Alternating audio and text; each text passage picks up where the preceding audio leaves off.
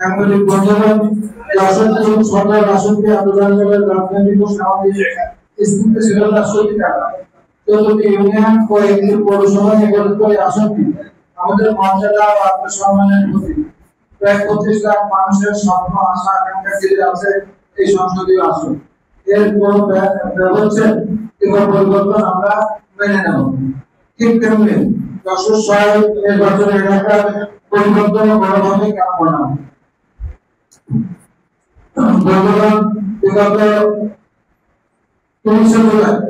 নির্বাচন কমিশনের পক্ষ থেকে আসন্ন জাতীয় সংসদ নির্বাচনের জন্য যে সমস্ত আসনের সীমানা চূড়ান্ত করে ঘোষণা করা হয়েছিল তার মধ্যে যশোরের 6টি আসন ছিল, কিন্তু আমরা সম্প্রতি বাংলাদেশ নির্বাচন সচিবালয় কর্তৃক প্রকাশিত একটি বিজ্ঞপ্তির মাধ্যমে জানতে পারলাম যে আগামী 25 আগস্ট যশোর 3 ও যশোর 6 সংসদীয় আসনের দীর্ঘদিনের চলমান পুনর্বাসিত সীমারেখা নিয়ে কিছু ব্যক্তির আপত্তি প্রকাশের শুনানি অনুষ্ঠিত হবে। আমরা আশঙ্কা করছি যে মাননীয় প্রধান উপদেষ্টা কর্তৃক ঘোষিত ফেব্রুয়ারি উদ্যোগকে দূরীভূত করার লক্ষ্যে একটি মহানের অব্যাহত অপচেষ্টার অংশ হতে পারে।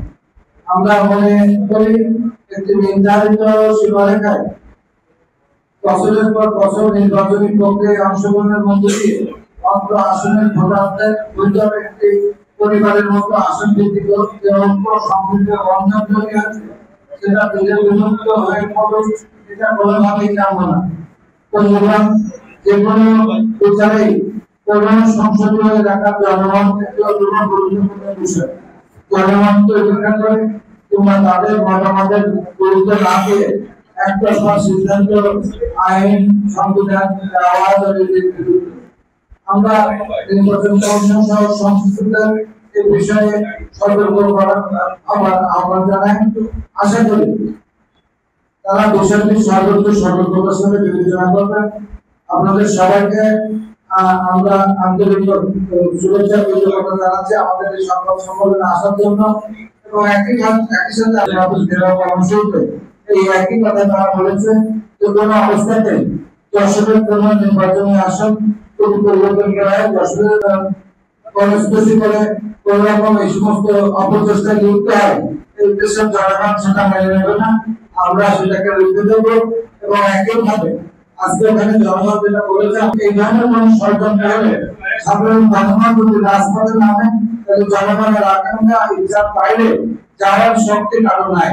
ইনশাআল্লাহ আপনারা সাংবাদিক ভাইরা এই ব্যাপারে আমাদের সকলের সাথে থাকবেন, এটি আপনাদের কাছে আমাদের আহ্বান। তো আল্লাহ মহান আল্লাহ আমাদের সহায় হোক, আপনারা ভালো থাকবেন। আল্লাহ হাফেজ। বাংলাদেশ জিন্দাবাদ।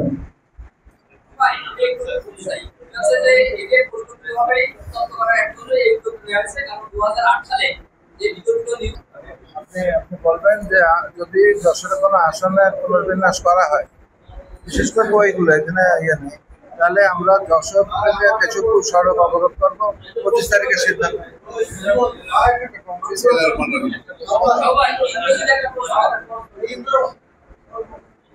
আপনারা নিশ্চয়ই জানেন যে বাংলাদেশ জাতীয়তাবাদী দল যখনই কোনো সংকট আর সমস্যায় অবতীর্ণ হয়েছে,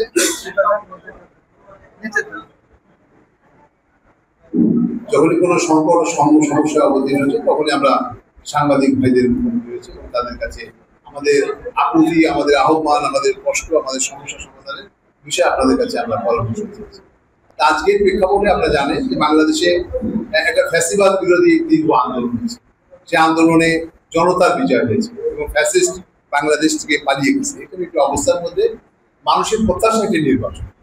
আমরা লক্ষ্য করছি বাংলাদেশে এই নির্বাচনটিকে করার জন্য আমাদের পার্টির পক্ষ থেকে বারবার দাবি করা হয়েছে এবং আজকের একটা প্রেক্ষাপটে আজকে মানে সরকার প্রধান হিসেবে যিনি দায়িত্ব পালন করছে অন্তর্বর্তীকালীন সরকারের ডক্টর ইউনূস সাহেবও নির্বাচন ফেব্রুয়ারিতে করার কথা ঘোষণা করেছে। আমরা মনে করছি সেই নির্বাচন নির্ধারিত সময়ে হওয়া উচিত, কিন্তু আমরা জানি যে এই নির্বাচনকে বিলম্বিত করার জন্য বিভিন্ন যারা আমাদের সঙ্গে আন্দোলনে শরিক ছিল তারাও বিভিন্ন ষড়যন্ত্র করছে। তারা নির্বাচনে তারাই নির্বাচন করতে চায় না, যারা নির্বাচনে পরাজয় ভীতি তারাই নির্বাচনকে বিলম্বিত করতে চায়। যে ছাত্র ভালো পড়াশোনা করে সে পরীক্ষা দ্রুত হয়ে শেষ করে, যার পরীক্ষা ভালো রেজাল্ট নেওয়ার কথা সেই বিলম্বিত হওয়ার চেষ্টা করে, জানেন নিশ্চয়ই। সেই কারণে আমি মনে করি যে আজকে নির্বাচনকে বিলম্বিত করার জন্য বিভিন্ন ব্যক্তি বিশেষকে দিয়ে নির্বাচন কমিশনে, যেখানে এখানে সাংবাদিক বন্ধু একজন বললেন যে একটা নির্ধারিত সময় ছিল, তারিখ ছিল, যে আপনাদের অভিযোগ সংশোধনের একটি টাইম ছিল, সময় সীমা নির্ধারণ করা ছিল।